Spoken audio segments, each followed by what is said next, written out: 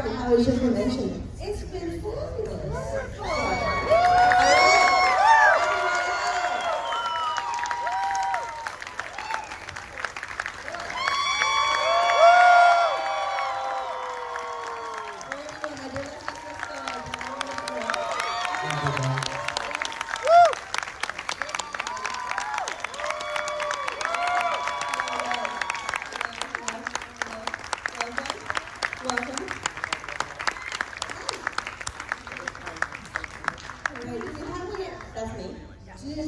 We have enough chairs? Yes, we do. Wonderful.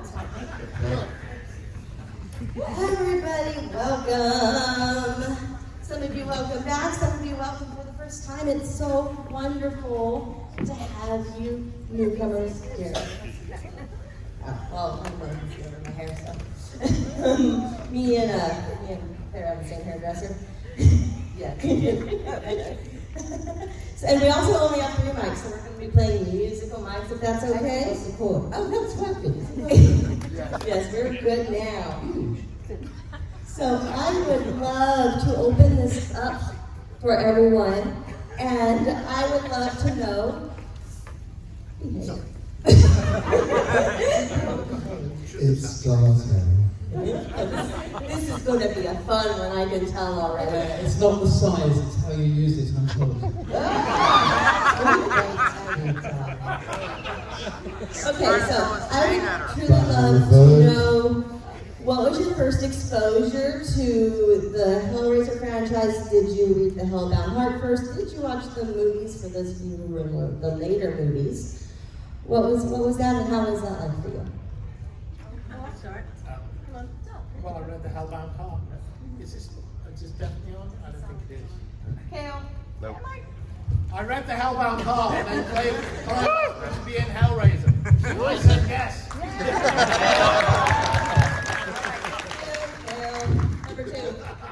Number two. Hello, no? Better? I saw the first film because Clive Barker's name was on everybody's lips in 1987 when the film came out, and also Stephen King said, "I've seen the future of horror," and it was Clive Barker. So I went to see it, and I thought, fuck me, that's fuck. So I thought, oh, when I got the call for the audition to be the female Cenobite in the second one, I didn't want to go, because I thought they wanted me to play his part. And I hate mask work. I've done a commercial with smelly masks, and I thought, no. And then I finally was told by my friend Jeff from Lancashire, I'm going to do a really bad Lancashire accent. Oh, go on, Barbie.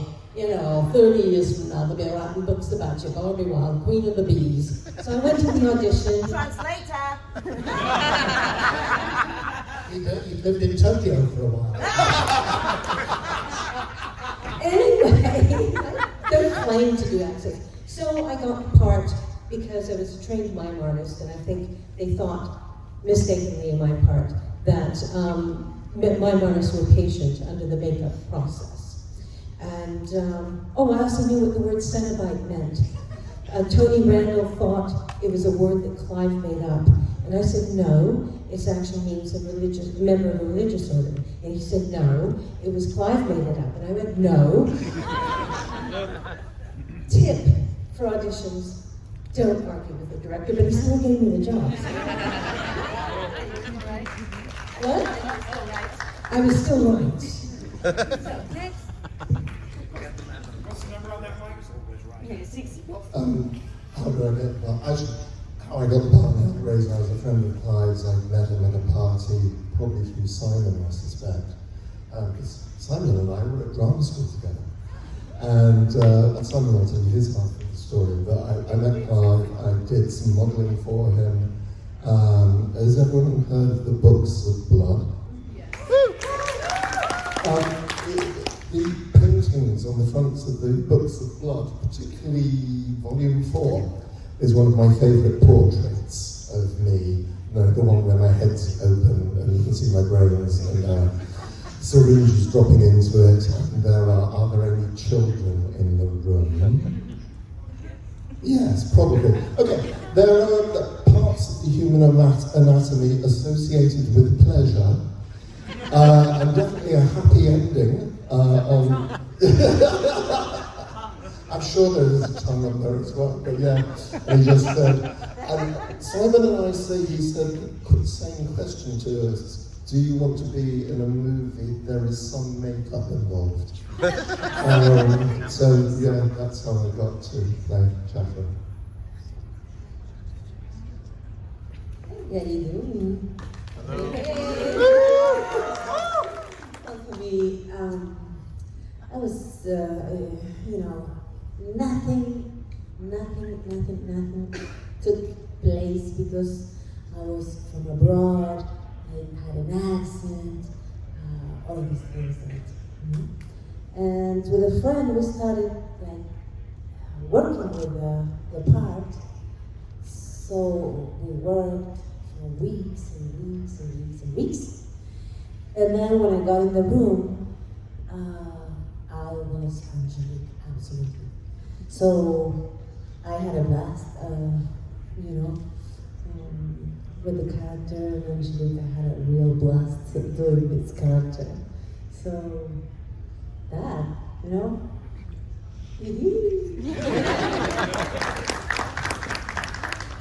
So I've known Clive for a while. Nick and I were at drama school together, and Clive and Doug lived around the corner, and Clive had just written the Books of Blood, and was having trouble with the titles of some of them, coming up with the right titles. So we went to a party together, and I was only 17, this is my justification, 17, 18, and I made some special brownies to take to this party. And Clive has a very sweet tooth. Very sweet tooth. And we went to this party and Clive was there and I said, oh look, I bought these special brownies for you, Clive. And he went, oh lovely, fantastic. So I went round and was socialising with everybody and went back to have one of my brownies and they were all gone. And I said, Clive, what did you do with my special brownies? And he said, well, I ate them all. They're absolutely delicious. And evidently, that night he went to bed and slept incredibly well. And woke up the next morning and had every title to the Books of Blood in his head. So he was credited with that. And I think because of that, we created a bond. And then years later, I rang him to see how he was, and he said, I'm about to make a movie, do you want to play a monster? And I went, yeah, okay. That's it.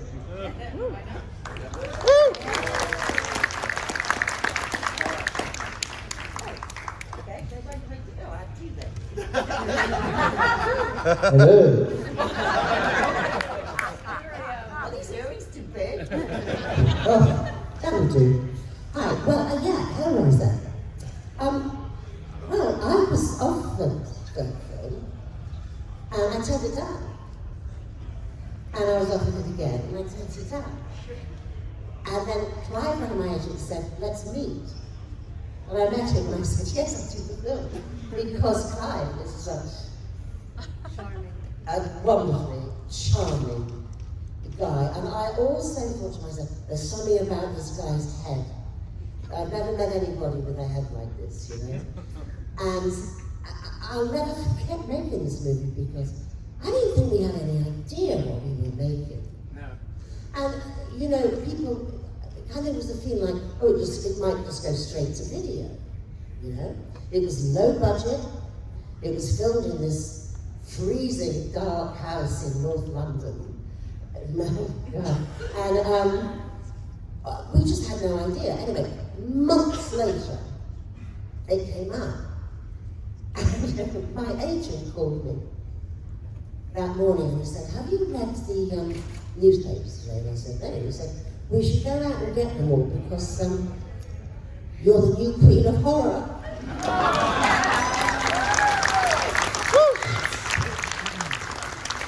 He said, this movie has broken ground. I think he said broken windows. I said, that too. And he said it's absolutely extraordinary reviews and all of this. But what I remember most about making it was how much we laughed. And I think when you're dealing with quite dark material, you tend to giggle all the time. And we did. And a journalist came, I don't know if any of you were there that day, I think from Evening Standard, rather a snotty journalist. And there was a part of a corpse lying on the floor, as there always was, covered in fake blood, you know, the kind that you just pour all over yourselves, gallons. And this journalist was going, so what sort of film is this? You know, and Clare and I looked at each other, and I said, would you like some coffee and donuts? And she went, So in comes the coffee, in comes the donut.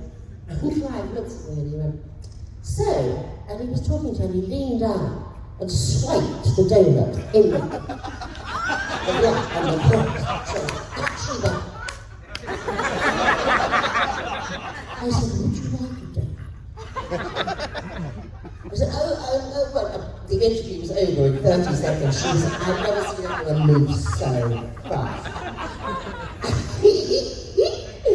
That was, and I remember that so clearly. That was just fabulous. But I also remember the special effects guys, because everything was made, handmade.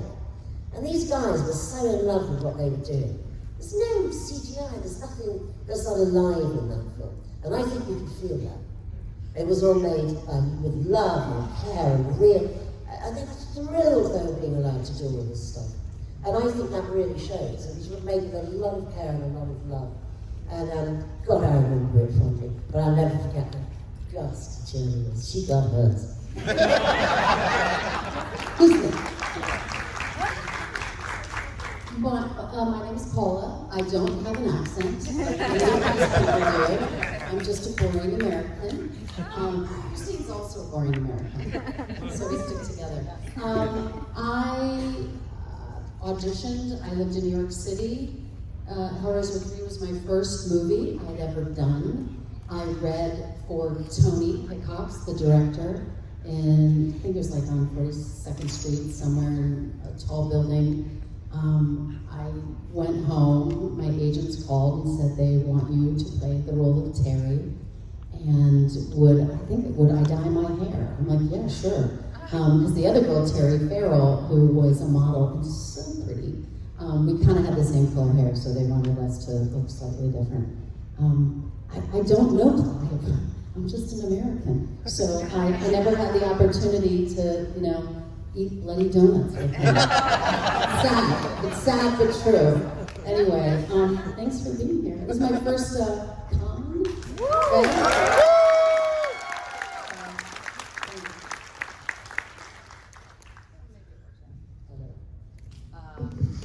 Thank you for being here, you guys. This is my first con too, and my name is Christine. So, let's see, when I got Hellraiser, so the real story is, my manager at the time represented this actress whose husband was directing this for Hellraiser, and so they offered it to me. I'm a rom-com kind of girl, like those are the movies I watch. So I was like, Hellraiser, what am I gonna do with Hellraiser? Okay, because I needed money, I was a young actress, and I went in and did it. Everybody was really nice. There was a lot of conflict on the fourth movie, but I did it, and then I just moved on. I didn't really look back. And now to have this come back around, it's been almost 30 years or something like that for me since This year, 94, we Yeah. shot Barbie. Yeah. Wow. And to be able to have this in my life is so sweet, you guys. I can't tell you how much it means to me, and I'm sure I can speak for everybody how much it means to us. It's really cool. So thanks for your continued support. I have It's awesome. I have not laid eyes on Christine since we were working on Bloodline. Wow. Yeah. And so it's really cool for us to always get to see each other now forevermore. It would be cool. So.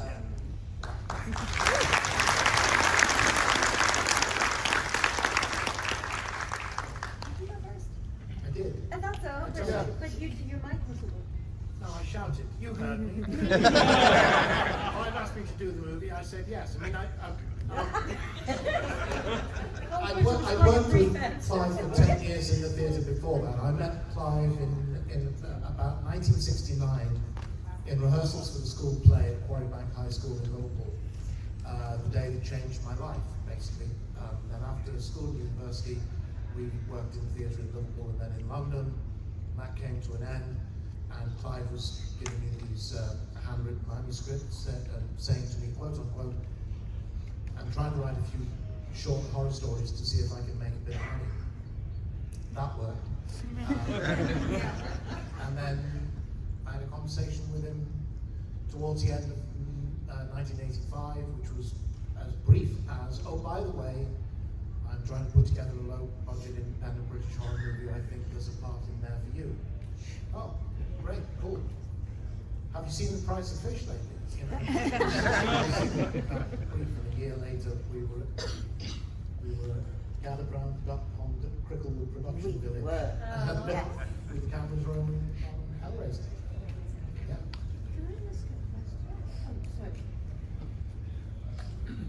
My personal opinion is 80s horror has a special, extraordinary. Is a long discussion.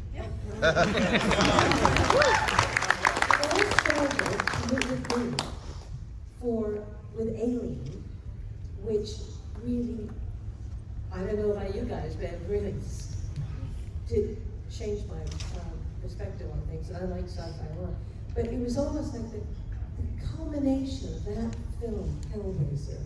It just changed. It was like this breakthrough. Also, how many horror films do you see that have the most extraordinary relationship between a man and a woman, like between Julia and Frank? It was S&M. It was amazing, and that still, it just made it so amazing. Didn't they cut a scene where he spanks you? Do you remember that? Clive? No, That was a private video.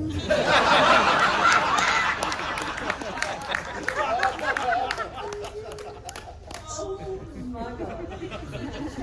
The senses were kind of, whoa, what's going on here? No, unfortunately, he never got to spank me. I regret it to this day.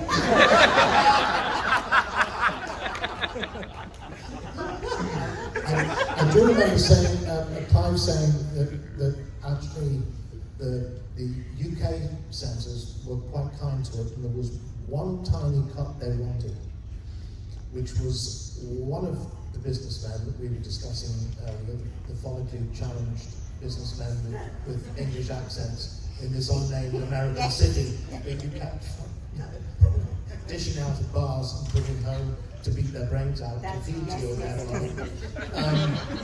Standard plot device, familiar to rom-coms everywhere. There was one moment where you took the swipe with the hammer and the camera cut back to you and you had a half smile on your face. And the censors objected to the idea that you might be enjoying this. Those censors are sick. These people. Maybe the scene was in there, but it was cut before you got to do it, and I'm so sorry. I'm still upset about it. Oh my goodness. So, one last question before I turn it out to the audience. Now, I have a podcast called The Dolls of Horror. We have covered Hellraiser 1 and 2, and we're going to eventually do all of them. And a segment in the podcast is a prop we would like to own. Now, one of us picked Skinless Frank, and one of us picked Skinless Julia. Or maybe that was the fashion moment, I am not sure. Do you guys have a prop from your respective movie that you would like to own or did own? Yeah, I can answer that one. What I always wanted to remember at the time was, so Chatterer costume was in two parts, the logo trousers, and then there was the jacket, and this jacket, they'd literally taken a life cast from elbow to knees so they can make this leather costume as tightly fitting as possible. I was a lot slimmer in those days. But I just remember looking at this and all this wonderful musculature and so on as a jacket. And I thought, I really wish they did just make a jacket that is Casper's jacket from Hellraiser, isn't it? Something I could just wear on a day-to-day basis. Can't you just order that from Craig? Craig is my husband who made my shirt. Just to put that in context. Yeah, he is incredibly talented. I don't think he wants to take up leather work. And I'm not going any further with that conversation. What was the question? Apart from then Yeah, you would like to work. lots. An original puzzle box would be really cool. That's mine. Have you got one? No shit. Let's go. Look at their faces, you come on. The prop man laughed at me when I asked him. I told him to do that. One But person. I have seen.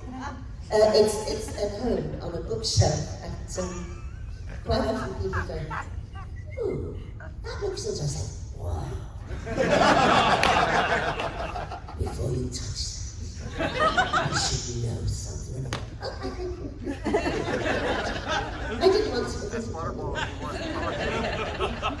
So you got a real one? You actually got a real box? Yeah. I just stole it.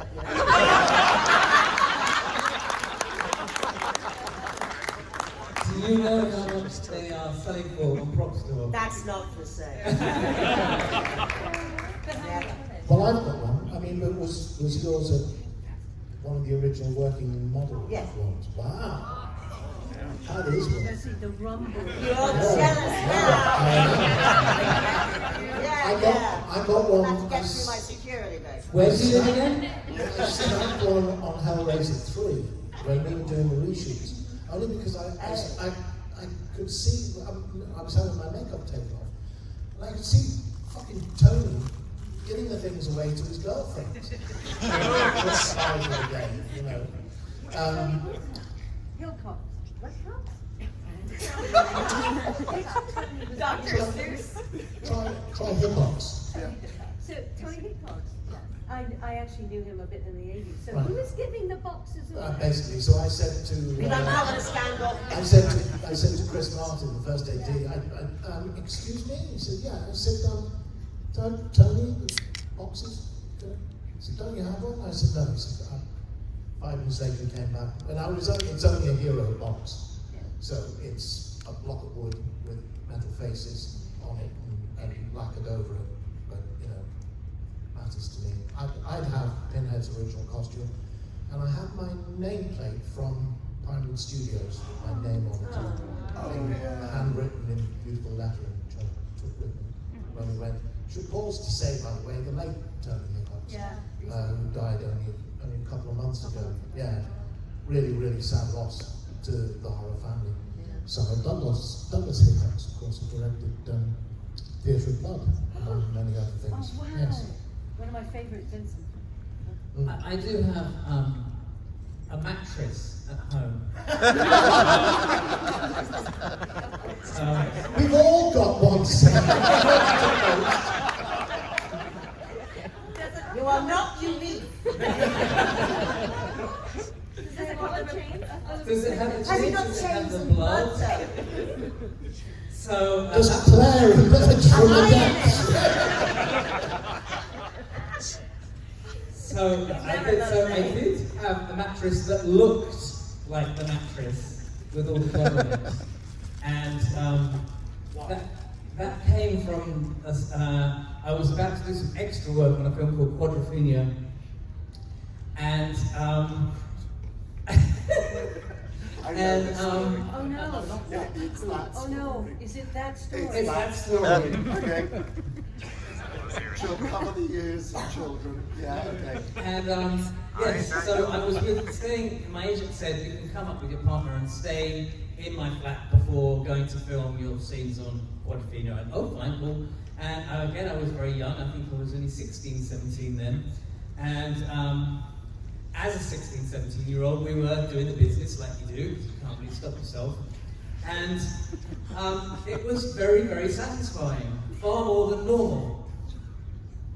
You know what I mean? And in the morning, I felt a bit sticky, shall we say.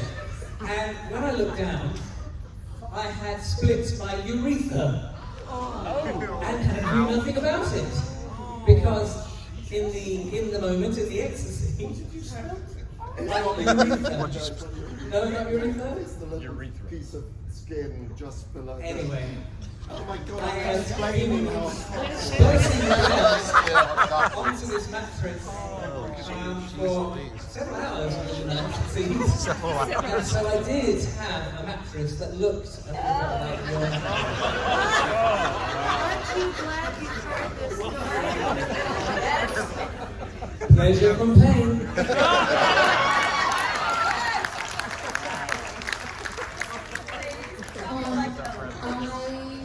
I don't have a Hellraiser box, but I did, for whatever reason, take my wardrobe. And I have told this story to a few of you guys out there. I had the jeans, I have that silvery vest, and I'm on a show right now called Euphoria, if anyone's seen it. And they decided, Sam Levinson, the director, I think the reason I got the part in Euphoria was because of Hellraiser 3, and I don't know exactly why, but they were doing a young Marsha, I'll make the story short, and I knew Sam liked Hellraiser 3, and so I went to the wardrobe department and I said, I know they're casting a young me, and I know Sam likes Hellraiser. I have some clothes from Hellraiser 3, would you guys be interested? And so they took the jeans that I wore, and they recreated this little tank toppy thing, because I didn't have that, and they remade it. And so young Marsha on Euphoria is wearing Paula Marshall Terry clothes from Hellraiser, and nobody knows it, like only you guys do it, and the wardrobe person and Sam Levinson. So there's this little homage to Hellraiser 3 in the second season of Euphoria with young Marsha. So I'm glad I stole the clothes. I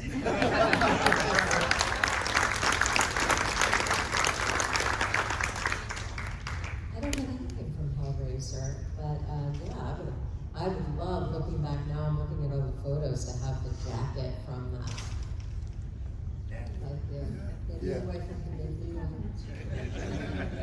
All I have are my sweet, sweet memories. But what do I want? Well, I said, I asked for one of the boxes and they laughed at me. So I didn't make that up. But that, to me, it's so, thank you, iconic.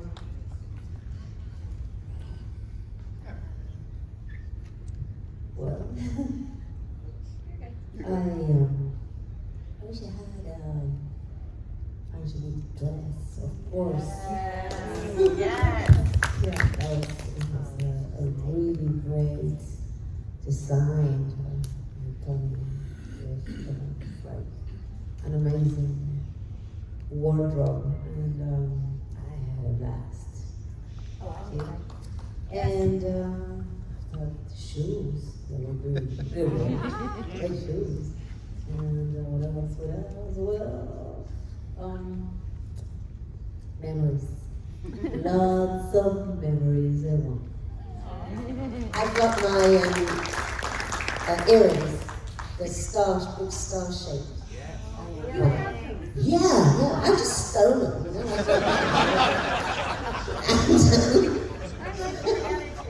Thanks. I had a couple of the blouses because I had 3 or 4 because they got so much blood on them, So I made sure that one copy of each never got near the blood. And so I've still got them, and I don't wear them. I just have them. And I just like that. And those earrings are in a special box.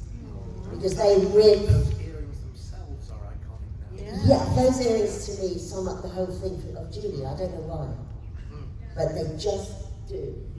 And I just love looking at them, and that brings back so many memories. But you know, when I think about it, there are so many memories. And I just replay them in my head sometimes, and I just think, oh, God, it was only a 6-week shoot, I think, Hellraiser.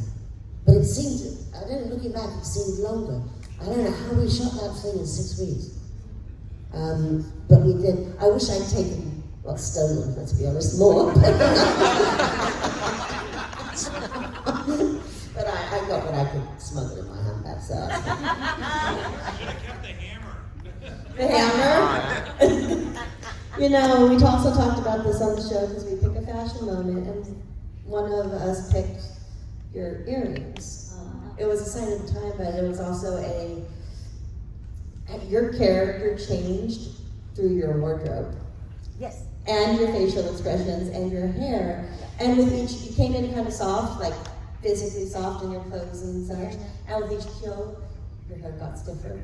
Your wardrobe got stiffer and tighter, and you know, this pointy ass earrings. It was part of Julia's hardness, and it was great. Yeah. The design was spot on. That is a perk of being actors, is we do get to take our stuff a lot of times. If we're Or you steal it. Or you steal it. There's that too. All right, audience members, questions? Yes. So, you're really the only hero up here out of anyone. So, but everybody has, especially when you see the end of Hellraiser 2, everybody has a kind of a victim story, except for you and you, Julia and Angelique. So, who do we feel is the victim and the most evil out of all of your characters? Sorry, what do you mean a victim? Well, I mean, you might have been pulled in by your desires. That's being a victim? To a degree. To a degree. As to, like, Julia was driven by her desires, but when you look at it, all of you, you know, we didn't get the full backstory of maybe what Julia was and became. Well, we did get that. We didn't get the rest of y'all. So we saw a glimpse of your innocence at the end of Hellraiser 2. All of you when you returned back. Yeah. And we were kind of all taken aback, like, wow, these were all just people that chose this direction. So we got to see your evolution as really to me, kind of the most evil character of the entire series. Thanks. Which is rough. That's amazing. Your character was an embodied demon, fully. So we didn't really get to see any choices there. Demon, we get to see your evolution. Hero, but the rest of everybody made either a weird, poor decision out of innocence. So where is this weird line between victim and villain in this Okay, series? the first thing that in Hellraiser 2, Doug says to me is, first he says no, and I go no, and he says, You have to say that again. okay, sorry, hands the Yes. I say, when Tiffany opens the box, I'm not sure what relevance this is to this, but Tiffany opens the box and the Cenobites come pouring in, and Pinhead says no, and Channard and Julia are watching everything through the broken two-way mirror thing at the side, and Pinhead says no, it is not hands that call us, it is desire. So it's not the simple mechanical process of managing to open the lament configuration. You have to do it with the right, wrong motivation for the Cenobites to happen to. You also say something great to Paul's character as Terry in part 3. You say there is no good and there is no evil. So you all present a very gray area in this moral conflict we all deal with, Well, which Pinhead is something was beautiful. mind fucking with everybody. Are you gaslighting us now? If you have a quality, let it define you. Ah. All of that. But I mean, you did see the process with Elliot Spencer's You did. journey into Pinhead. You see Pinhead reverting back to childhood, back to human form. But you see the moment of Elliot Spencer opening the box. Now, if we hadn't had the budget slashed because of the whatever fucking financial crisis the Tories had landed us in at that particular moment, which wiped a third off the budget as it was being transferred from Los Angeles to London, there would have been 2 prior scenes at the beginning of Hellbound. So you would have seen Elliot in an Indian street bazaar, looking for the place, finding it, going in, and then you would have had the classic Hellraiser transaction scene. Yes. You know, what's your pleasure? What's it worth to you? That transaction. Then he gets the box, and then we go back to the concert hall. Those 2 scenes would have required 2 separate sets building for what were basically establishing shots and scenes. So they went, and you come straight into the concert hall.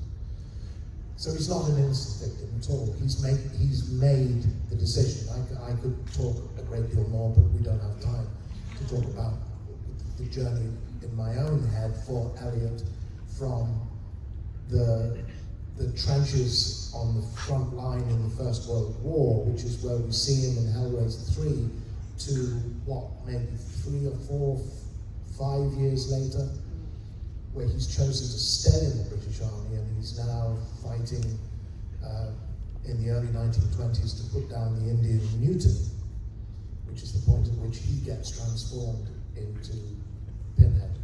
And I actually asked you that question last year. Is his line too. So it's a voluntary transition for him.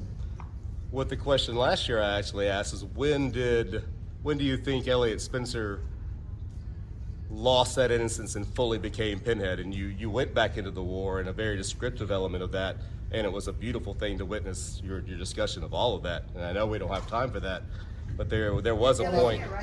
I'll say very Probably quickly me. that when we were approaching Hellraiser 3, and Pete Atkins had very deliberately and very brilliantly written both the First World War and the Vietnam War into the story as being very precisely Britain and America's hells on earth, as per the title. And I was kind of throwing all these ideas around in my head, and then I watched a documentary on the BBC which was talking to survivors of the Battle of the Somme, and there's still were some in the 90s still around at this point. And one of them said, and I talked about how for the British Army in the First World War, the battalions were very, very local, very, very local, down to villages. So everybody knew each other, and there were brothers and cousins and so forth. And roll call the next day was name, name, name, silence, silence, silence, present, silence, silence, present, present, silence, silence, silence, silence. And all the silences represented people who had been killed on the first day of the Battle of the Somme. And this man said, I shouldn't be here. I should have died. I belong under the soil of northern France with my comrades. I shouldn't be alive. And I thought, thank you. Wow. That's it. Yeah. That's the worm in Elliot's head that led to that. I just Wow. wanted to just come back to what you're saying. I certainly don't regard my character as a victim. She made the conscious decision. She wanted to be a member of the Order of the Gash, and she went through the process. So I don't feel the female Cenobite was a victim.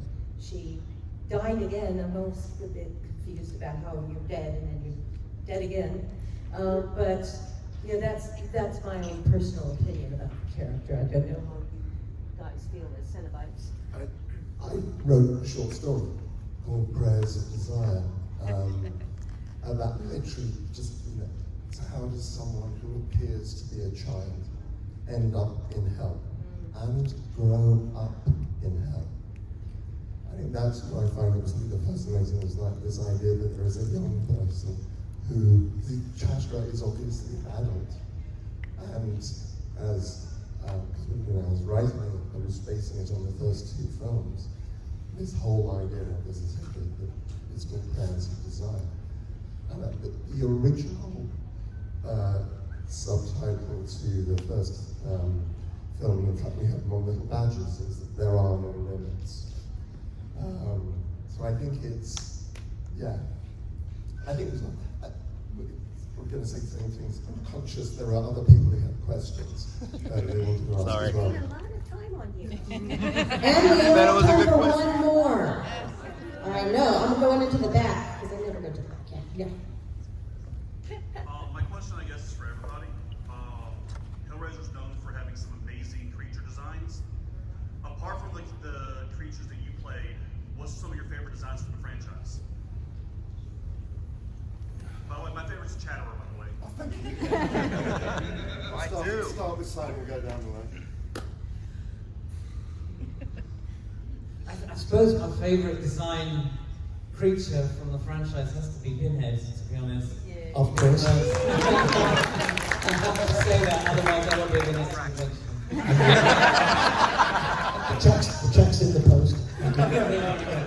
I remember when we were on the very first film, and for the very first day of shooting, where we were all seeing our makeups for the first time, and Doug's was by far away the most extraordinary image at a time when nobody had ever seen anything like that, when piercings really weren't really happening at all, apart from maybe in African villages. It was An old safety pin here and there for Yes. punk days. yeah, well, guilty. Yeah, that would be mine. It has to be Pinhead, I think. Well, I totally agree. Also, I think I was very, very scared to work with him. For me, I mean, because every time he put on the costume, I was terrified.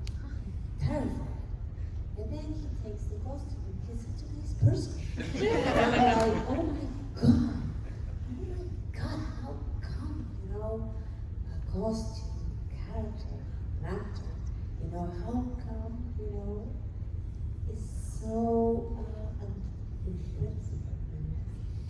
It's magic, of course.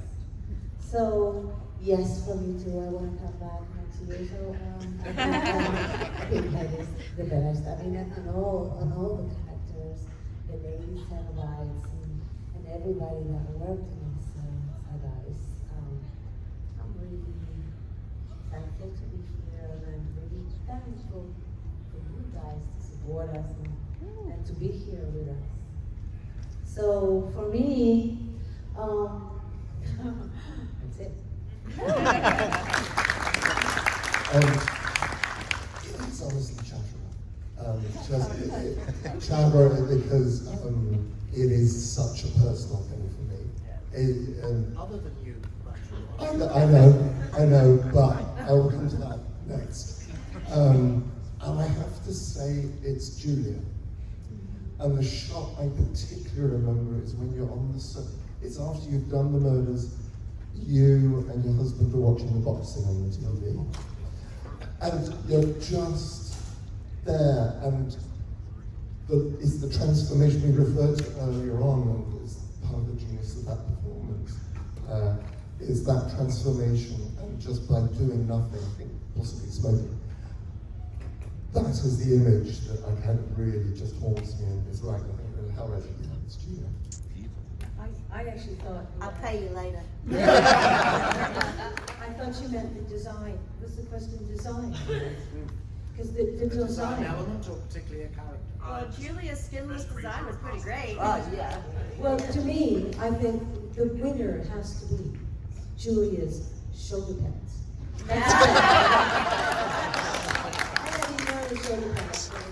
Obviously, when I first saw the first film, it was the Pinhead that was absolutely wonderful.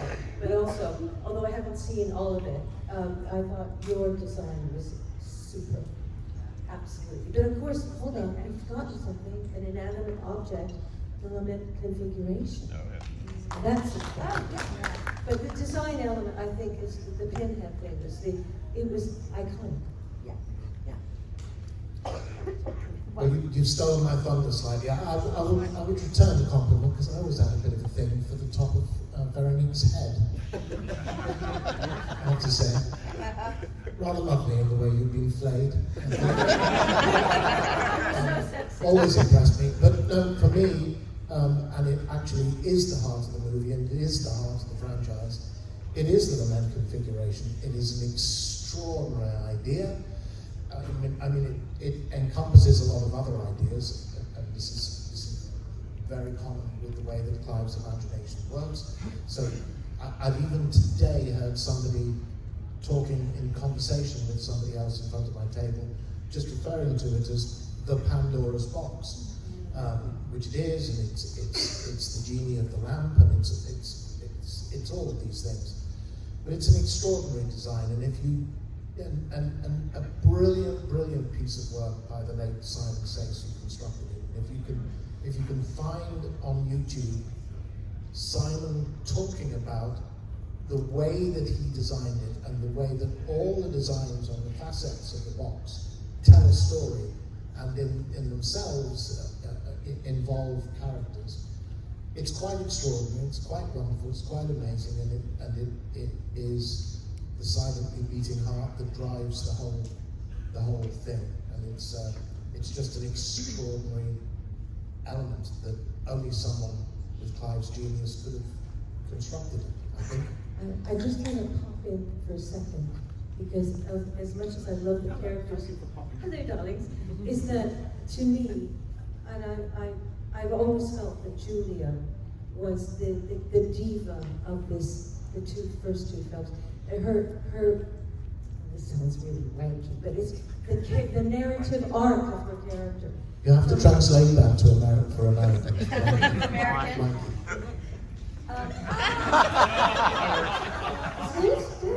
Masturbatory. From most housewife to a woman who's willing to hit men on the back of the head so her lover can get his skin back. You have to admire her dedication. That's all about Julia's box, right?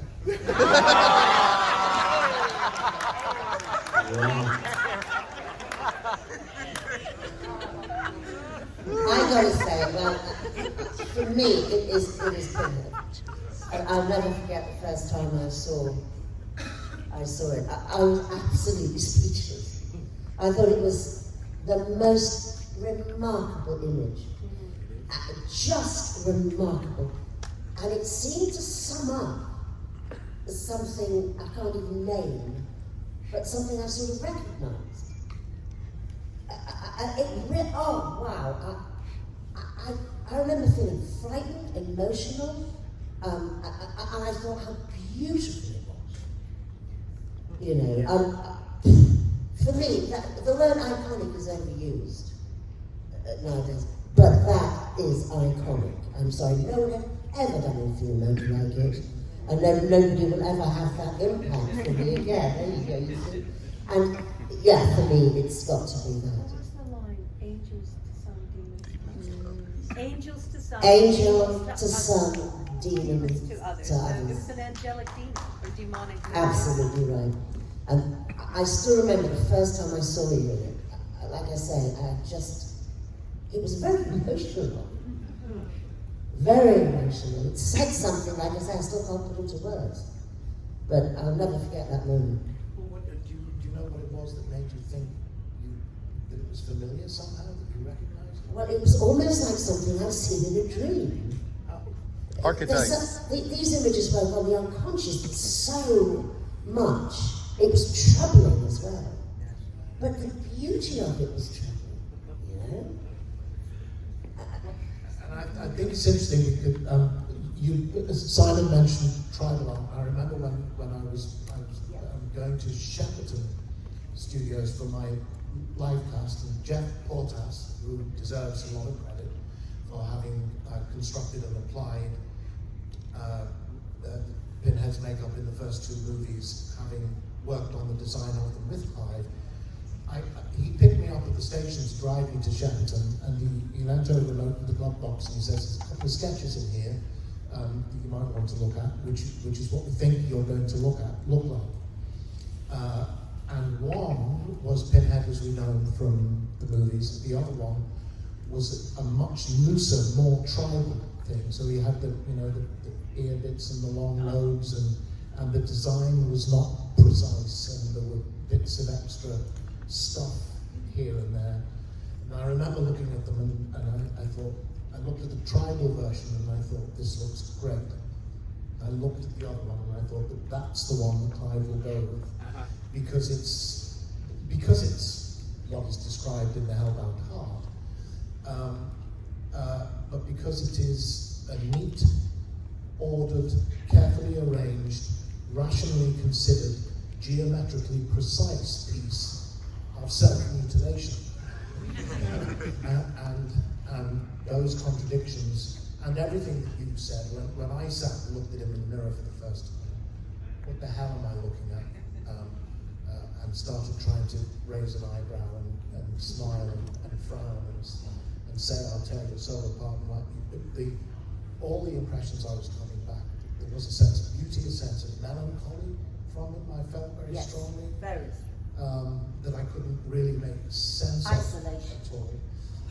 And what I've always said about it is that it's a received image of pain. Because it's easy in a way to look at the image and not be aware of the agony that is involved in having a lot of nails banged into your head. And the threat is almost, look what I did to myself. Now think what I could do to you. Love. Ladies, did you want to contribute to that answer? I was going to say, instead of answering Pinhead again, I want to give you guys one more chance to ask one more question instead of me rambling on about how great Pinhead is. Specifically for these two. Oh, it doesn't have to be. I'm just I want to give to you. I want you guys to ask another question. Anything? Yes, for Mr. Bradley. As somebody who has studied American serial killers and worked with a couple of murderers in field, I try to put myself in their mindset to figure out what made these people do whatever. How did you prepare yourself for this melancholy but yet dark world?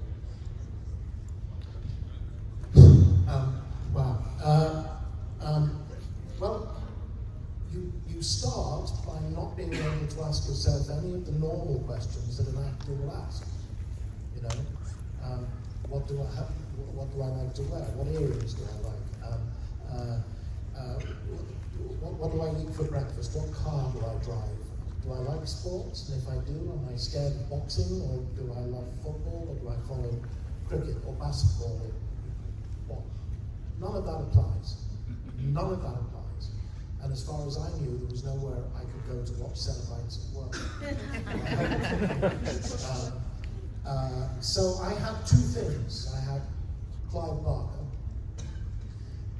and I spent quite a lot of time just, picking at him as we were approaching it. He gave me insights that aren't necessarily precisely helpful as an actor, but they're imaginative insights you won't get anywhere else. He said to me, you should consider him a cross between a monk and a butcher, and you should consider him as a surgeon in a hospital. But this is a hospital that has no wards, it only has operating theatres, and you are also the head administrator. You are, as well as being the person who wields the knife, you are responsible for keeping everything running on time. You have that, you have the screenplay. You need the screenplay, you need the screenplay. There was a lot in the elements that were working around Pinhead that were familiar to me from theatre work with Clive. There was one particular character, way back in the early 1970s, and I thought he was called the Dutchman, and he was a kind of witchfinder character, and little light bulbs were going off in my head there. And I was aware that Clive, because I was being very familiar with Clive's writing over a very long time, you know, his style is naturally highly poetic. And I was very conscious coming to the screenplay that he was writing down, I don't mean that in a pejorative sense, but that he was kind of writing in movies, in just everyday language for the characters. And I felt instinctively that when he got to Pinhead, he let the handbrake off. It was like he was saying, "Great, now I can let fly." Because Pinhead's language is so distinctly different from the language of most of the other characters in the movie. But then for me, it was that moment of sitting in front of the mirror. I had 20 minutes in the makeup room on my own, just staring at this thing in the mirror. And I unapologetically, I found probably 95% of what I thought I was doing, or hoped I thought I was doing. What then helped was walking on set, and everybody had the same reaction. Everybody took a step backwards. Yeah. And then everybody went, "Oh my God." And everybody took a step forward, and a step forward. "Oh my God." Yeah. "Oh my God. Can I? Yes. So mix these all up in a bowl, and then you stand on your mark and someone says action, and you open your mouth and you hope it works. Oh, it did. Okay, so you guys said earlier this was your first convention. I didn't know that. I want to welcome you, and I hope that we connected you back. Welcome to this world. Welcome.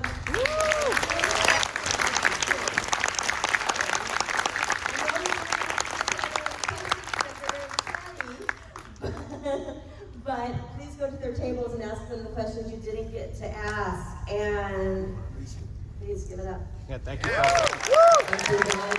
Thank you.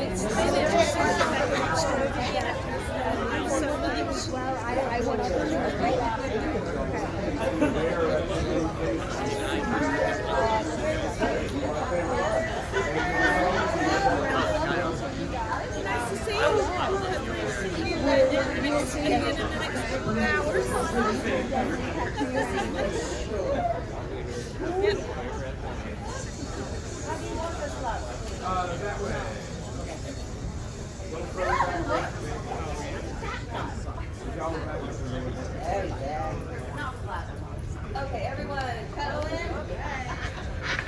Where am I? Are we here? Come on, you know the drill. Bunch up. Yes, up. All right, ready? 1, 2, 3. And 1, 2, 3. And 1, 2, 3. Thank you. I think a few more of those. Okay. Thank you guys so much for having